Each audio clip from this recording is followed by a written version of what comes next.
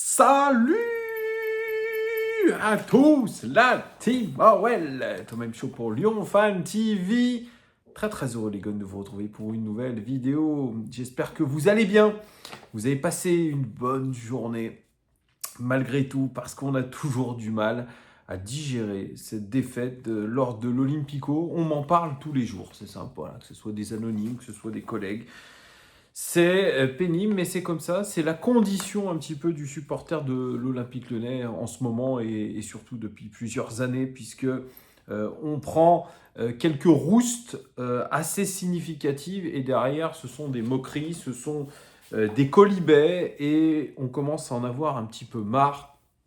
Et je rejoins beaucoup d'entre vous qui êtes désespérés, dépités de voir notre club, encore une fois, dans une sale situation alors que nous commençons la saison et cette saison, elle est très longue. Elle peut être très longue parce que nous avons un match tous les 3 jours désormais puisque nous allons attaquer l'Europa League dès jeudi. Première rencontre à domicile contre l'Olympiakos. Et c'est le sujet de cette vidéo. Je vais vous présenter un petit peu Olympiakos parce que c'est très intéressant. On les avait déjà... J'arrive plus à parler. On les avait déjà affrontés à l'époque de Juninho, Olympiakos. C'était en Champions League. Cette fois-ci, ça sera en Europa League. Avant toute chose, les amis, n'hésitez pas à vous abonner. C'est très important. Mettez-moi aussi un petit pouce.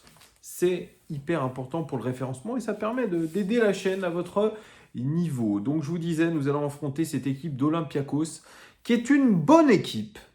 Il faut le dire, c'est une bonne équipe. C'est le récent, le tenant du titre de l'Europa Conference League. Tout à fait, ils ont gagné. Et c'était face à la Fiorentina et c'était plutôt une surprise. Olympiakos, qui est un club qui compte dans l'échiquier européen, qui compte dans le football grec. D'ailleurs, le club de basket, qui est un bon club, eh bien, ils ont recruté Evan Fournier. Et oui, c'est une belle recrue.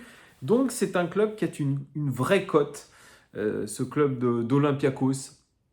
Un club qui est un sacré club d'Europe, on peut le dire. Olympiakos est un club légendaire du football grec. Il est appelé Tyrlos, en grec qui veut dire la légende. C'est le club de la classe ouvrière grecque et c'est surtout le plus grand club du football grec. C'est un des seuls clubs qui n'est jamais descendu dans une ligue inférieure et c'est surtout le club le plus titré. 47 titres de champion, 28 coupes et récemment, comme je vous l'ai dit, une Conference League. C'est donc le seul club grec à avoir remporté une Coupe d'Europe et ce n'est pas rien. C'est un club aujourd'hui qui est en Europa League grâce à cette victoire en Conference League. Et ce qu'on peut dire, c'était un club qui attire toujours.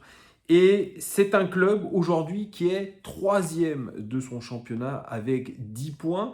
Il compte 3 points de retard sur le leader du championnat et ils viennent de s'incliner ce week-end en championnat. Ça, j'y reviendrai un tout petit peu après. Mais il y a un personnage, je dirais, dans cette équipe qui est central actuellement.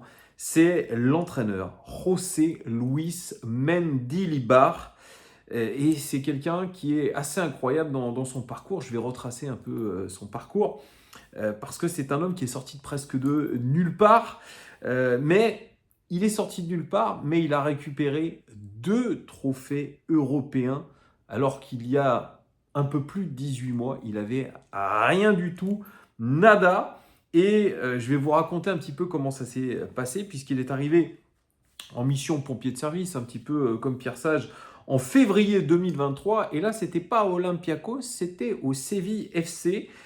C'est un entraîneur basque qui a remporté, comme je vous l'ai dit, ce premier trophée avec l'Olympiakos.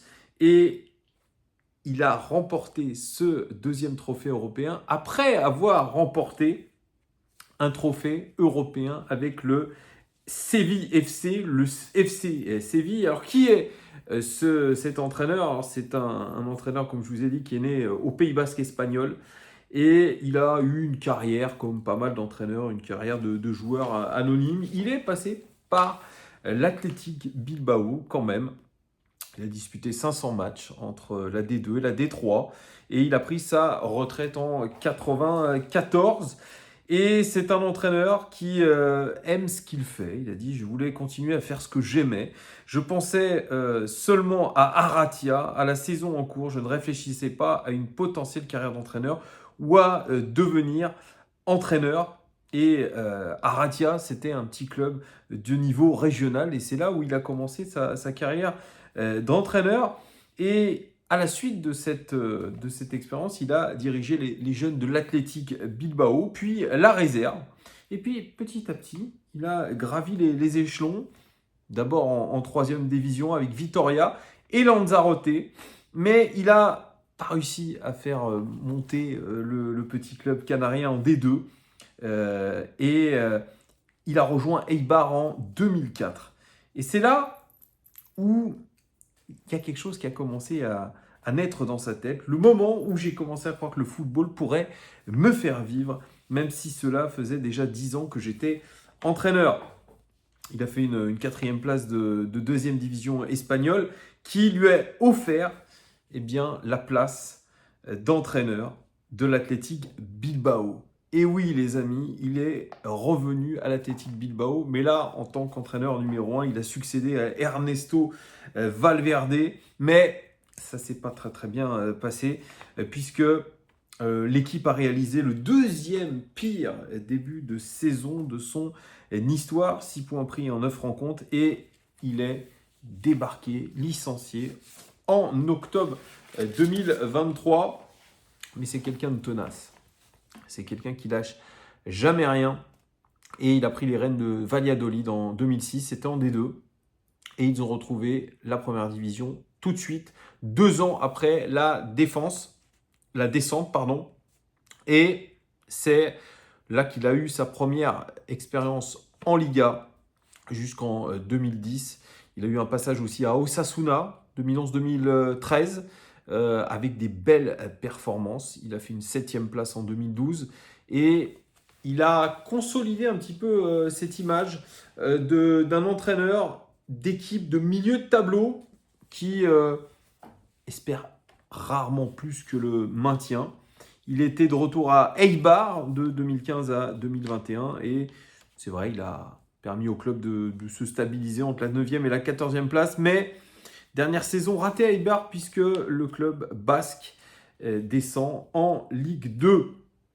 Mais 3 ans plus tard, il a quand même retrouvé la foi et il a surtout eu une carrière qui a skyrocket puisqu'il a remporté 2 trophées européens comme je vous l'ai dit. Et c'était un entraîneur qui a une solide idée de comment il veut faire jouer ses équipes. Il a beaucoup de conviction et il veut faire jouer ses équipes avec surtout des consignes très très simples. C'est ce qu'il a toujours fait, même avec des équipes plus faibles. C'est un adepte du 4-4-2, modulable en 4-4-1-1. Il exige de ses joueurs un pressing très fort pour enfermer l'adversaire dans son camp, dans sa surface, exploiter rapidement les ballons récupérés en position très haute. Ça s'appelle le ginger pressing, ça s'appelle le contre-pressing. C'est ce que disait à l'époque Jürgen Klopp, je vous l'avais dit, avec Ralf Rangnick, cette école du football allemand, ce Gegenpressing. J'espère que je le dis bien. Il dit « J'aime le football agressif qui cherche à attaquer continuellement et qui se joue dans le camp adverse. Il aime le jeu direct, vertical, utilisant les longs appels de ses attaquants pour trouver des joueurs entre les lignes, mais aussi souvent en allongeant le jeu lorsque l'adversaire met plus de pression sur le porteur. Il aime bien aussi la bataille pour les seconds ballons, qui est alors primordiale dans son jeu. Quand il est dans le dernier tiers adverse, il demande souvent à ses joueurs d'écarter les ballons pour faire de nombreux centres. qui sont bonifiés par des projections de ces milieux dans la défense adverse. Je vous donnerai un petit peu plus de caractéristiques de sa tactique, puisque j'ai été suivre un supporter de l'Olympiakos qui détaille la tactique, qui est un petit peu résumée ici, mais j'apporterai 2-3 autres spécificités. Alors, il n'aime pas les données physiques, ça, c'est ce qui est écrit aussi dans le portrait.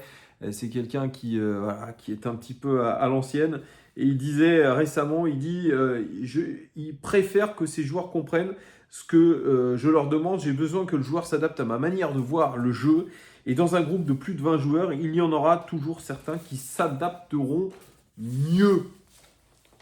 Voilà, ça c'est en tout cas c'est ça qu'il veut. Alors, il a fait un passage à Alaves aussi. Hein. Ça, c'est que des clubs basques, les amis, début 2022, qui a confirmé un petit peu son style de jeu et sa gestion de l'effectif, puisque c'est souvent pertinent. Il fait des missions maintien, et c'est comme ça qu'il est arrivé au CVFC en mars 2023 pour remplacer un certain Jorge Sampaoli, 2 jours seulement après une défaite sur le terrain de Getafe. Au classement, ils étaient 14e avec seulement 2 points d'avance sur Valence, premier relégable. Et ils embauchaient avec Mendilibar le 3e entraîneur de la saison. Donc ils ont tâtonné beaucoup. Et il se trouve que finalement, Séville était toujours à l'époque engagé.